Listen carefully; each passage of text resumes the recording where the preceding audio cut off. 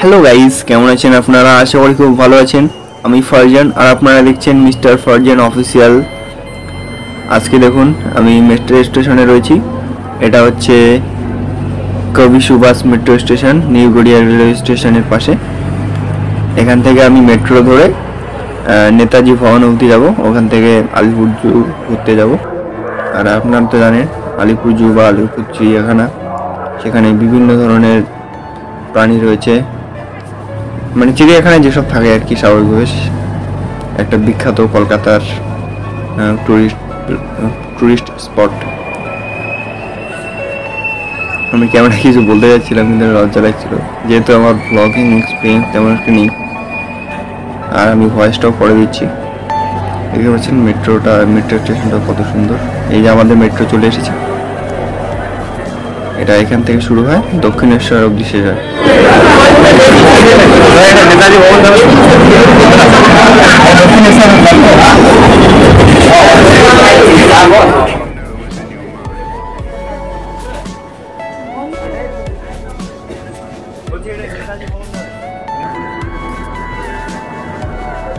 দেখতে পাচ্ছেন মেট্রোটা একদম প্যাকেজ, পুরোটাই ভিড় আছে, সেরকম ফাঁকা জায়গা নিয়ে বললেও চলে। আর গাইস, আপনারা যদি কেউ মেট্রোতে ভ্রমণ করে থাকেন, যে কোনো metro, Kolkata metro, Mumbai metro বা দিল্লি মেট্রো, তো আপনাদের এক্সপিরিয়েন্সটা আমাকে কমেন্টে জানাবেন।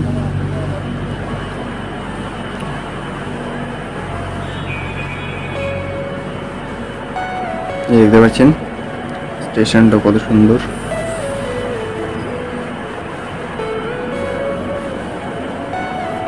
অনেক অ্যাড দেওয়া রয়েছে, কি বলে এটাকে, মানে পোস্টার টাঙানো রয়েছে বিজ্ঞাপনের।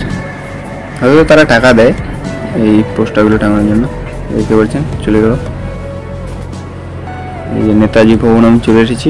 এখান থেকে এখন পায়ে হেঁটেও যাওয়া যায়, মোটামুটি 1.5-2 কিলোমিটার হবে এখান থেকে আলিপুর জু। আর মেট্রো স্টেশনগুলো কিন্তু অনেক নিচে থাকে, মানে ভূপৃষ্ঠ থেকে মোটামুটি 15-20 মিটার বা 10 মিটার নিচে থাকে। দেখুন বড় বড় বিল্ডিংয়ের নিচ দিয়ে চলে গেছে এরকম সুড়ঙ্গ। আর অনেক কিন্তু খরচ হয় মেট্রো তৈরি করতে। মেট্রো স্টেশন, মেট্রো রুট, ভিতরটা অন্ধকার, বাইরে কিন্তু দিন, সব জায়গায় লাইট। যখন আমি উপরে যাব, সিঁড়ি এদিকে রয়েছে, স্কেলেটরটা খারাপ রয়েছে।